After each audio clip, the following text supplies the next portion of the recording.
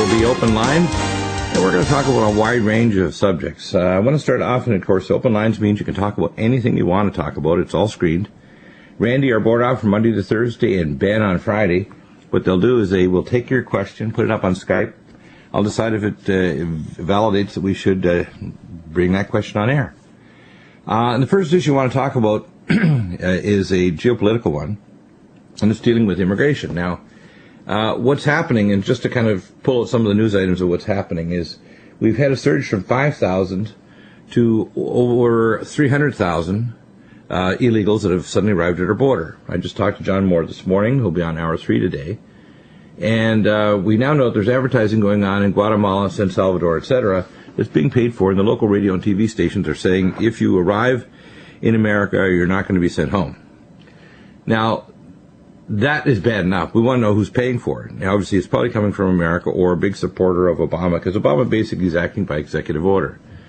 Now, I know that America is a place where, it says if you go to Ellis Island, bring us your huddled masses, etc. But we have 3 problems. The first problem is we need a lot more people in America that are willing to work. We also have a lot of people that are here in America can't find work. And there's a number of reasons for that. First off, we're smothered in regulations that makes it easier to set up in 90 days a business in Indonesia than it takes 5 years in America with $1 zillion of regulatory garbage that you have to go through. And of course, you have to protect the environment, and you have to protect workers, but you don't need the kind of regulations that strangle business here. We also need tariffs to make sure that we can compete with people that are being pushed through slave labor and poor occupational medicine practices. So how can you compete with somebody that's working in China or Indonesia or India, Kerala, India, that's working in slave conditions with improper occupational hazard dangers? The average in China is there's 600 workers per day in China alone that are basically permanently injured or killed. 600 a day. That's a lot. And I know as an occupational specialist that was a statistic that was back over a decade ago. It's probably a lot higher now. So what we have is a situation where the first thing we need to do is, number one, we aren't treating these young babies that are arriving with their mothers properly. We know that America has brought the crisis on to a great extent by supporting not only the advertisement, but apparently one of our contacts through Tim Alexander, there have been Guatemalan males, native males in Guatemala have been executed under orders connected with the CIA. Now, we know the CIA have caused all kinds of destruction throughout the Middle East. Regime change, setting up dictators, all kinds of horrors, arming people like the Sandinista rebels in Nicaragua, etc. So what we have is a situation, that's the Iran-Contra affair, of course. We know about that. First thing we need to do is, number one, streamline the immigration process so that it doesn't have as much bureaucracy, doesn't require a lawyer, but people need to be vetted properly. If they even serve 2 or 3 terms in the military, and they get to come to this country from these other countries, because they're advertising for up to a quarter of our military in some divisions are actually coming from these countries. They don't just get an automatic in to become an American if it turns out they've had a history of felonies or their military service record shows that they're doing dangerous conduct. And I know there are people getting in here because we know right after they leave their military service, a lot of these people from these countries are arriving and joining gangs in Phoenix or Los Angeles and elsewhere. Gangs are involved with drug trade, etc. So we have a situation where, number one, streamline the immigration system, deal with humanitarian help where it's necessary, but don't create a crisis and then try to solve the crisis and then call up the bishops to say that being Christians, we're going to help. Of course we're going to help. But America has to have an open door policy, because any open democracy that has a large economy like America is not only innovative, but we bring people from all over the world. But we need to make sure we need them, number one. Number two, we need to streamline the system, and they need to truly become Americans. We don't want what's happened in Canada, where they have an open-door policy that was so open over the years that they've created micro-enclaves of population, say in Toronto. In Vancouver, for example, the triads, which are the Chinese gangs, were there. I remember in Vancouver in 1977, I remember when the triads came into the emergency department at the Vancouver General Hospital, and they were in the process of wiping somebody out who did something they didn't like. Put a bullet through his chest, and I was in the process of putting a chest tube in. They told me if I didn't get out of the operating room in the emergency department, I was going to go down too. So they had 3 Chinese males, obviously from the triads, walking with Uzi machine guns to the Vancouver General Emergency Department And me and the other nurses and doctors that were working on this guy, trying to save his life from a hemopneumothorax in 1977, were told, get out or you're going to die. Now, we have enclaves and populations around around Toronto too, where they don't even learn English or French. I don't care if they learn 7 languages, as long as we have a system in our courts so we can handle it. I don't care if they increase the population, but make sure people are vetted so they're not criminals. Make sure we need them in our industry or whatever industry, whether it's picking fruit or building supercomputers or whatever it is, and build a stronger America. When I watched last night how America built stuff like the Hoover Dam, the Transcontinental Railway, etc., we need a giant workforce that's willing to work. We need people that are willing to actually put themselves in a bit of danger, blood, sweat, and tears in order to get the infrastructure rebuilt in America, which they haven't. In China, they have. So that's my opinion. Is I think we need to streamline the system. We need humanitarian aid, but we obviously have to stop creating crisis. Our secret agencies like DARPA, CIA, FBI, etc., operate as criminal gangs. When we had Fast and Furious, the Department of Justice was actually shipping guns to our specifically affiliated drug gangs against other drug gangs to make sure that they were winning, to make sure the drugs would come across the border to sell and then launder the money through our banks. So it shows that to a great extent, our federal government and various departments of the bureaucracy are acting as a criminal bureaucracy that's affiliated with globalist billionaires, bankers, etc. That's a hard thing to swallow, but the fact is that we create problems and then we come in to have our particular solution to the problem, the same way as we created the disaster of Iraq with the lie of Mr. Colin Powell, I call him, about the weapons of mass destruction. So we should be there for these little children. We should not be there for 19-year-olds or 18-year-olds or 17-year-olds to come in, or even are older than that, and say that they're ready to go to school, because we've actually got reports now on Drudge and elsewhere where people probably in their 20s or 30s are claiming to be teenagers and wanting to go to school. We don't have birth certificates or ways of validating who these people are. And we have a Guatemalan embassy available in Washington, D.C. and elsewhere, and Nicaraguan. And to a great extent, it's their problem when we have teenagers that come on with gang tattoos from MS-13 and other gangs. We need to be certain that these people are not just let on the street, especially giving treatment with medics that are not properly trained like I am in infectious disease.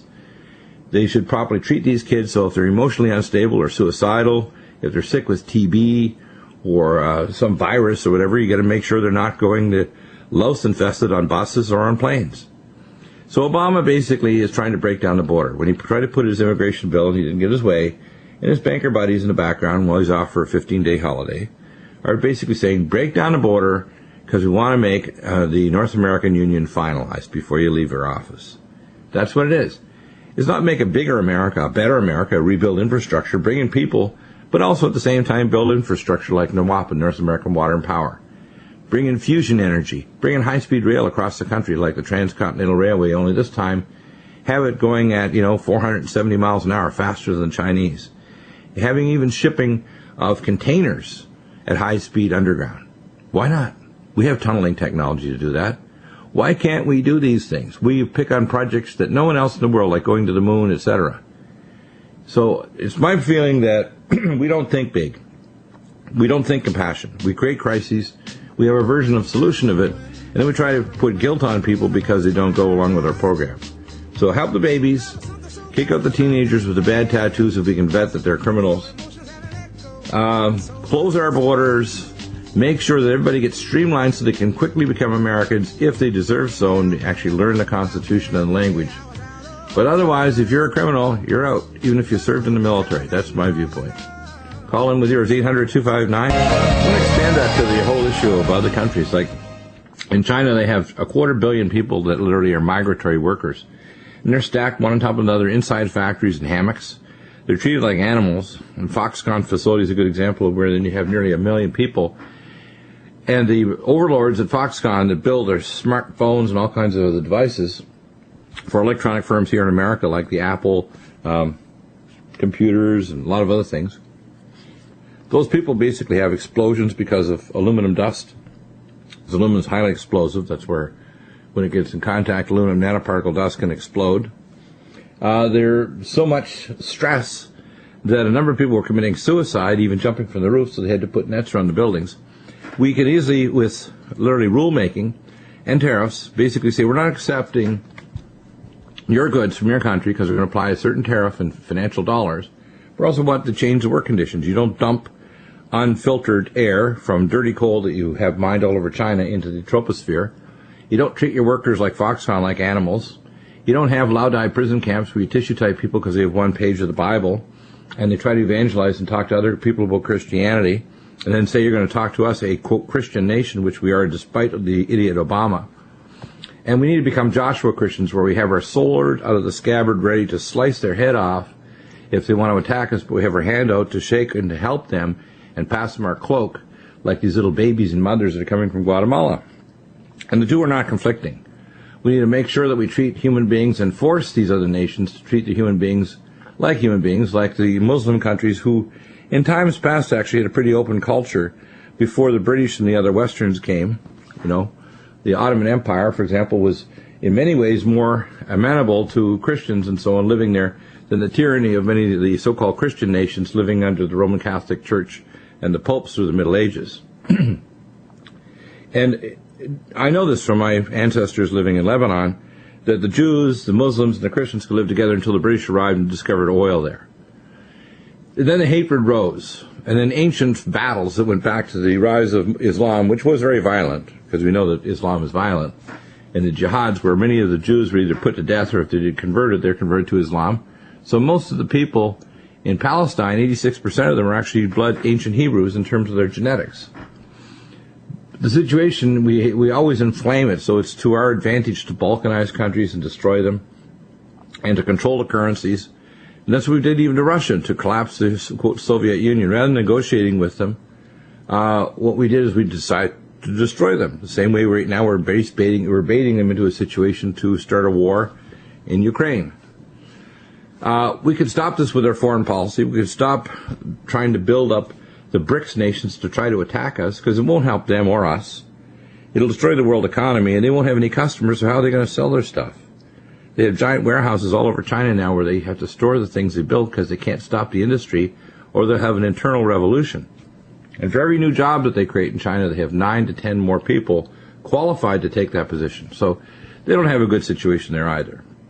So human beings in general need to start getting along with each other, need to start realizing it's a big world.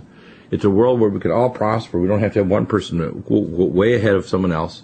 We don't need to have starvation in the world. We don't need to have pollution. We don't need to be destroying the oceans, and we certainly don't need old-style nuclear reactors that spew pollution that destroy people's health. Or like in Fukushima, we just had a tsunami and a typhoon that struck. Luckily, it was small. But you know there's going to be a massive surge of radiation come from that, because I'm sure there's some problems.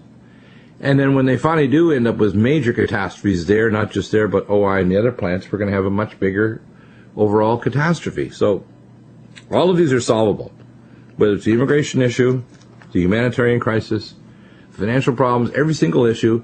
And how could I, as a Christian, sit here, informed with all my experts, with a Christian viewpoint and prayer, come up with a solution for every single problem that's put out there? Every one. And if I don't have a solution, I at least have a pathway to the solution. What expert should we contact? Which way should we approach the problem?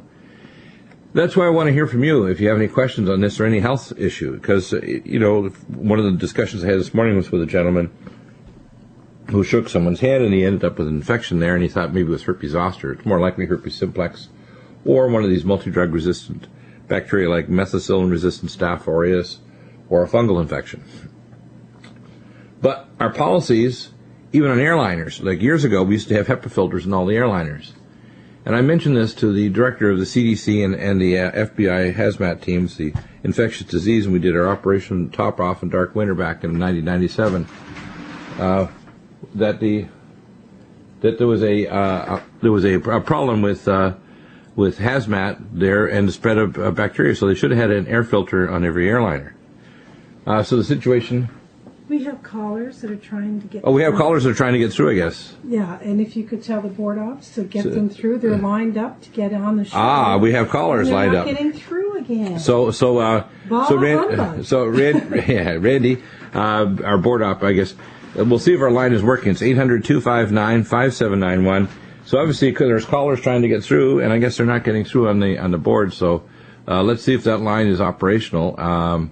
That's really important, that people can actually get through. And then if you can put up the question on the Skype, I will, vet through which questions we're going to take, and we'll get rolling on that. So that's really important. So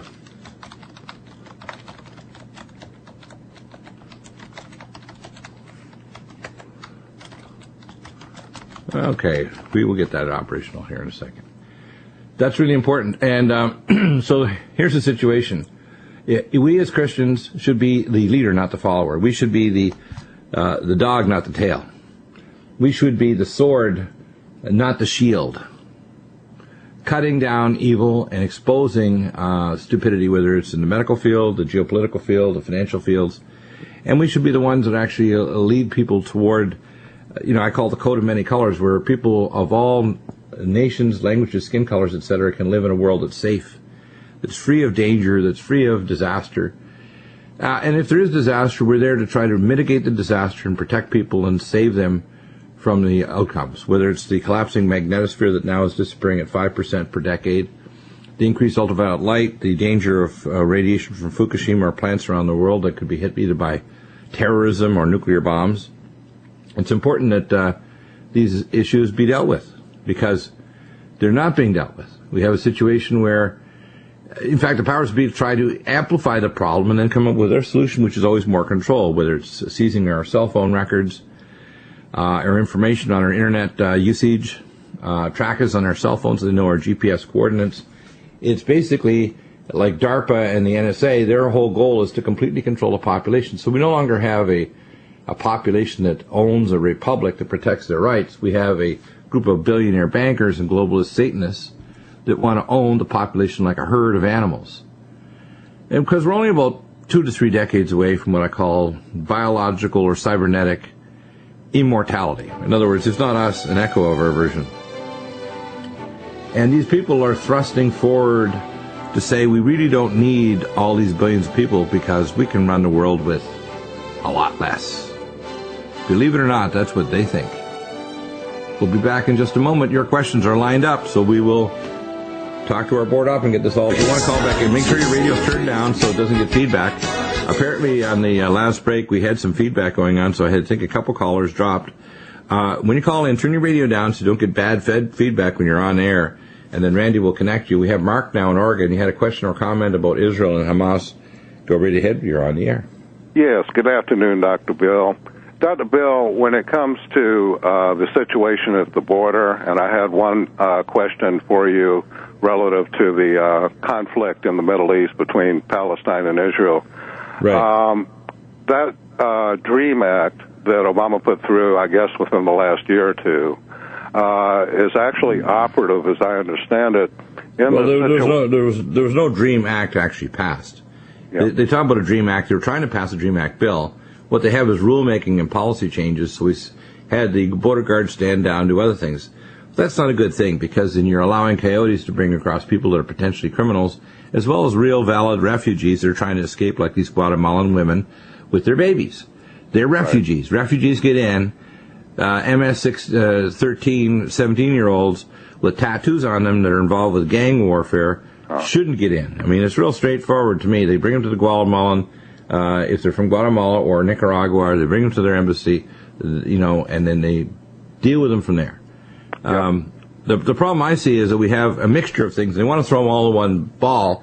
Then, of course, they call up the bishops, like here in Temecula, which is only about maybe 20 minutes from where I live. And they're dumping all these people out. The first thing they did is they didn't treat them like human beings, okay? Mm-hmm. You already have desperate people arriving here. They're being treated by Army medics, and that's good if you have a fracture, a wound, or puncture, but they're not infectious disease experts. As you said, Dr. Bill, they're actually arranging it through CIA operations down in their home country to chase them up there, basically. Right, but not only that, when they arrive here, we're not treating them properly. We have people that are depressed, anxious. Some of them are suicidal, like teenagers. Mm-hmm. We have babies that are, infected, or mothers, and they need to properly decontaminate them. My nutraceuticals, including Nutridyne, Allicin Med, Silver 100, other things to improve their nutrition, get them back on track. Then they can actually go on a public bus or an airliner. I believe in refugee status.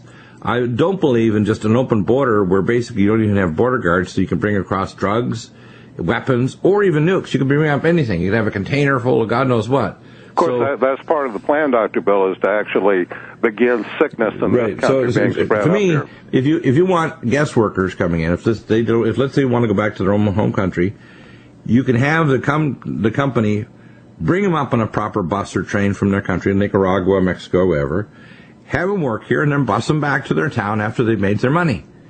Treat them like human beings. Don't treat them like garbage or coming up on a death train. And you know darn well that when Obama and the Mexican government made a deal to give 72-hour visas, they allowed mothers and babies to climb on the roof of what we call the death train. And the reason why they call it death train is if the thing stops abruptly, you die because you fly off the side of it. Wow. I worked on the railway years ago when I was doing my biochemistry degree, 40-some years ago. And I can tell you mess around trains. We had a train crash, and I was thrown from the roof of one of them. I was in serious top, shape. I bet. Working as a power lifter as well as working on the railway, and I can tell you, being thrown 30-some feet, if you're thrown there and you're a little baby or mother, you're going to die, or you're going to break something bad, and if you have no trauma surgeon around or whatever, you're going to be a mess. I hear they're riding underneath the trains too, Dr. Bill. Right, so to me, this isn't reasonable. And when Obama or his Confederates, it could be any of these billionaire banker buddies, whether it's, the guy Edelman that owns a part of Las Vegas, they shouldn't be paid for advertising to say if America won't turn you back. We should be the ones that actually say, look, if you got a humanitarian crisis that we didn't create, which we now know they did create because CIA operatives were killing native Central American males in Guatemala, and women are desperate. They're trying to get out of there because of drug gangs, and everybody's walking around with AK-47s even if you go to the McDonald's. They are valid refugees. We're not defusing these crises, which we could easily do with our Delta Force and Special Ops and so on. No, we're amplifying it. We're allowing, for example, when we had the Fast and Furious, we actually made sure we got guns through to our gangs to make sure that their drugs got through to our cities, sure, so we can launder the money. That's the fact. I remember taking care of pilots flying out of Buckley and Peterson. This is a fact firsthand, not secondhand. So people need to know when I'm saying this, it's with authority. And they would literally fly to Afghanistan, loaded to the gunnels in the Hercules C-130 from Buckley and Peterson Airport. And one of the guys is one of the senior technicians that works on the Black Op helicopters and the Hercules. He was so freaked out, he was spending literally hours in my office trying to kind of deal with his emotional crisis. Eventually, he got so overwrought by the fact they come back shrink-wrapped with pallets load of heroin coming back from Afghanistan, he committed suicide. Wow. So I'm sick and tired of this frigging government. Now, people want me to use a nicer word. No.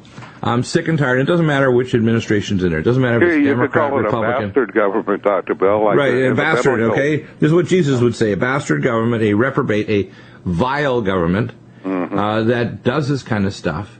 But if you want to be humanitarian, do it nicely. Treat these kids that are coming up here with their mothers like human beings. Well, they don't consider and don't do it under this. You know that, Dr. Bell. They consider us to be less than zero. Right, and then make sure that when people come across, and by the way, they're advertising to have people join our military, and then they serve 1 or 2 terms, but the turns out their own government, their own people know there's outstanding felonies because they murdered somebody, or they did a major crime, and then they get in here, and once they serve their 1 or 2 terms in the military, they get into our cities and they join drug gangs, and before you know it, they're in Los Angeles. Or they join some of them as building up, or join the police force, of course. Right, they join the police force, and then, of course, the police forces are being federalized, and they're turning into thug forces. Basically, I know this from old policemen when I was a kid. I thought policemen, and when I was raised in Canada, the RCMP officers, which are type of police, are down here. I thought policemen were like gods. These are fantastic people. They protect you. It says on the side of their squad cars, to serve and protect. Yep, used to. And I thought, and you know what? The thing is, a policeman can only protect if the people that they're protecting respect them, because if they don't, it's like the old British with a little cross on their chest. It's the place to put the bullet. Yeah. The fact is that's why the SWAT teams in New York State begged the governor not to enforce the law. They already have it on the books to go and retrieve the guns, fully automatic weapons from veterans in New York State, which they're not doing, because if they try to do it, the first home they'll get, the second home, they're going to have shooters with armor-piercing weapons on the roof to take those SWAT teams out. They're going to die really fast. And it doesn't matter what governor or idiot tries to pull us stuff off, the public will not put up with it. And it doesn't matter if it's Republican or Democrat. The Republicans should have already impeached Obama a long time ago. But they're already involved too, like Boehner. These guys are already in the background trying to pretend they're doing something. They never accomplish anything. Nobody accomplishes anything, even though I could lay it out in a matter of a couple minutes how simple a problem is. Don't go for backroom things and call the bishops up. Make it a national announcement. If it's a national disaster because a volcano went off and you got 100,000 desperate people trying to get to our border, don't have them go in a death train. Sit down a bunch of buses or a ship or something to get them out of there. Well, what the heck are we doing? All of these things that you mention always, and not just on this show, but the solutions, they are, I would disagree with you just in linguistically. I think we agree otherwise. On the whole condition is that they're having great success. They're having wonderful success, and they're creating chaos. That's how they do it. Well, you know that. Well, they're masters of chaos, and here's the point. They don't want to have a valid border that's managed. So in other words, we make sure criminals stay out, refugees get in, and people that need to work here. I don't want a system that takes people a ton of money, all kinds of lawyers and other people to become citizens. But I want them to become citizens. They need to go to class, learn a language. I don't care if it takes 2, 3, 5 years. I want them to be able to work here. And even visitation workers, they need to make sure they're not criminals.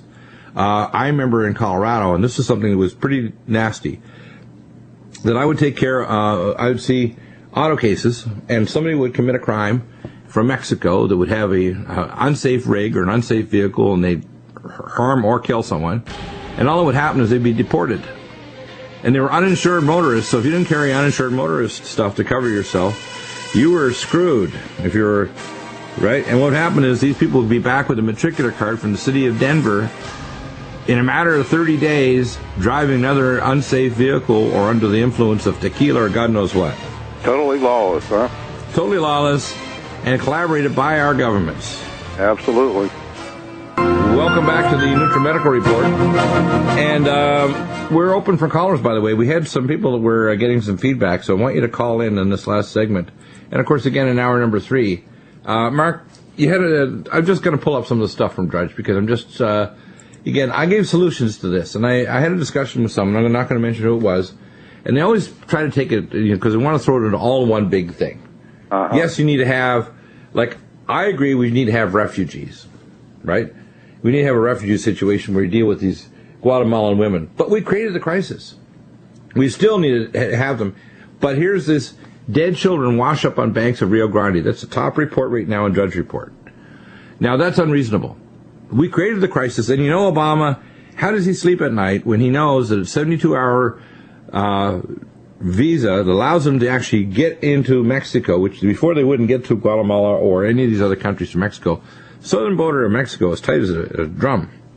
They allow them in so they can get on the death train from camps on the side of the rails there, and these dead children arriving in the Rio Grande, they may have died on the way from dehydration or infection. They also found a mass grave, at least one. There are more, but they're currently still digging. So far they've found upwards of 100 children, with the pink shoes and the pink teddy bears, trying to cross the no man's land. There's an area there of no man's land. What we should have done is we should have sent buses to grab the little children and these women we've killed their husbands. That's right. And bring them across as refugees, buses, and have guards there in proper, Delta force to protect them from gangs inside Mexico or having to pay all kinds of fines and stuff to get through Mexico, to get to the American border. And then the criminals like MS-13, gang tattooed boys, don't get in. That's real simple. And if they do get in, they get put in a special detention camp so we can find out who they really are, if they're involved with gangs, and they get deported. It's that Absolutely. Simple. And then we have to have a border that's tight. They keep on saying Obama says he finished the fence. They didn't do even half the fence. Most of Texas is wide open. And first, they're leaving the gates open intentionally in certain places. And the thing is, a fence is not really the solution, to be honest with you, okay? Putting a big damn fence there is not really the full solution to it. Because on the other hand, you want to have an open situation where people that want to work here can, guest workers from whatever country, and you want people who want to come to America, whether they're from China or elsewhere, and want to get qualified and learn to become Americans. I don't care if they're from Russia or China or Mongolia. if they want to become Americans. Except, and this is one big exception. That's the way it used to be, Dr. Bill, remember? Right, and that's where my ancestors came to America. And and the same thing goes with one group, except for one exception, and that's Islam.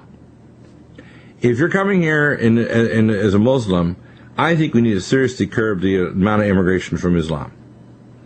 And I'm not talking about just the extreme Islam, I'm talking about moderate, because people need to understand that the Quran universally states that Isa, or Jesus, is going to come back and convert everybody to Islam or kill them and throw them into the lake of fire. Now, that'll be the Antichrist they're talking about. Now, you got to understand here, this is not just moderate, not extreme Muslims, this is all Muslims. Mm-hmm. And the fact that moderate Muslims aren't speaking against, for example, when I, as a Christian, speak out against the Catholic Church or various Christian denominations are doing horrendous things, you don't hear that in Islam, do you?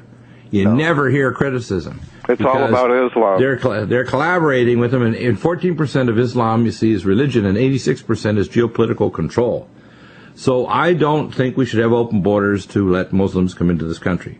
When they get a large enough majority, and it happened in Deerfield, Michigan, and elsewhere, they want Sharia law. Sharia law means they take over your laws, and your laws of your state and your county and your federal laws don't count anymore. I mean, they could be beheading people before Friday morning prayers because you've allowed Sharia law. It starts off with, who owns this car and that thing, and before you know it, you got full Sharia law, and you got a real problem on your hands. Sure enough. And the fact is, Islam, and this happened, of course, in all the countries in Europe. Finally, the Swiss got word of it, and a year or so ago, they decided they'd block the building of minarets. Now, I know people say you have freedom of religion. No, you don't. There's always a push-pull on this. You don't have freedom of religion to kill cats on Sunday morning because it's one of your ceremonies in your backyard and cause pain, or to fillet little children, or to set someone on fire on certain ceremonies, or to say prayers to Satan. I honestly think freedom of religion means it has to be a religion that's in keeping with the laws and the decency and the rights of individuals. Which is the U.S. Constitution based on the Ten Commandments. Right. Life, liberty, and the pursuit of happiness.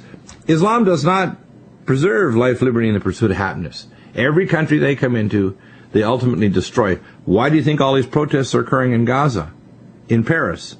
And justifiably, they're angry with what's going on. Gaza is an open prison, but also these Muslims are armed to the teeth, and they're going to do anything they can to the Israelis.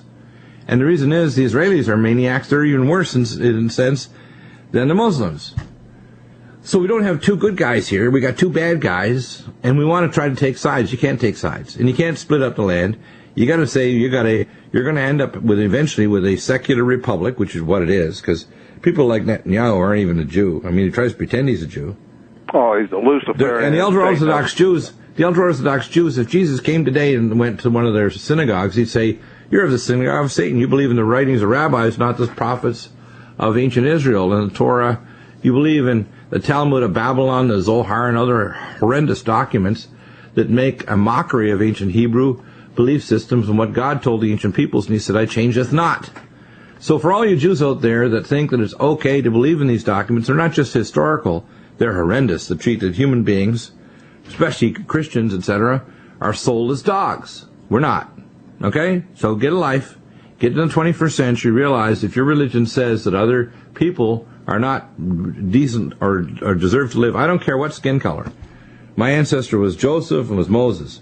And I can tell you right now, we need to return to the principles that God puts through those ancient people, those ancient prophets of Moses who wrote the Torah. Through the Word of God, letter by letter, so that's why you can see the truth. But we don't have that. We don't have that now. What we have is a people who pretend to be Jews and are not.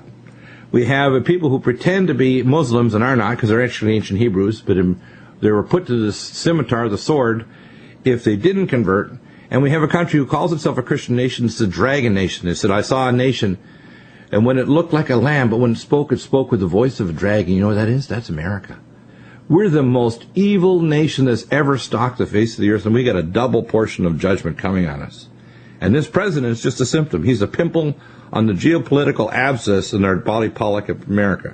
Obama's not the cause of it. He's a symptom of it, of the apathy of the people to not call us to say, yes, we need to be open to these Guatemalan women so babies don't wash up on the river, the Rio Grande River, or they put them on the death train, or Obama goes to sleep in the White House and says it's fine to have 72-hour visas, so they go in the death train, underneath the train, on top of the train, inside the train, whatever.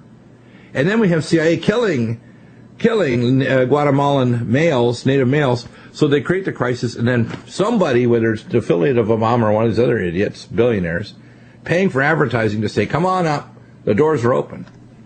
Doors should be open to become a citizen, anytime.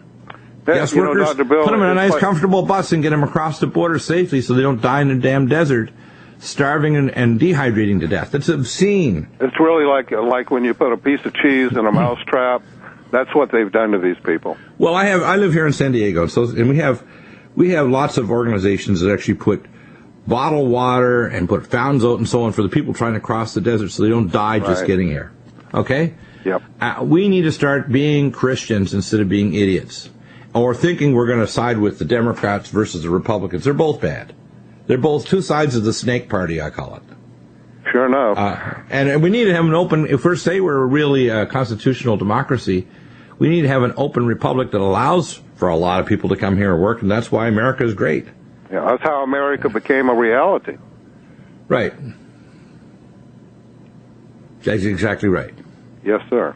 And we don't think big in big projects like the space project with John F. Kennedy when the Sputnik went up and we put up the man on the moon, or the Erie Canal, 376 miles long between Lake Erie and New York City, or the Transcontinental Railway. No, we don't think big like putting the MAPA in, or doing other things like high-speed rail, north and southern, east-west limbs and coastal limbs, etc.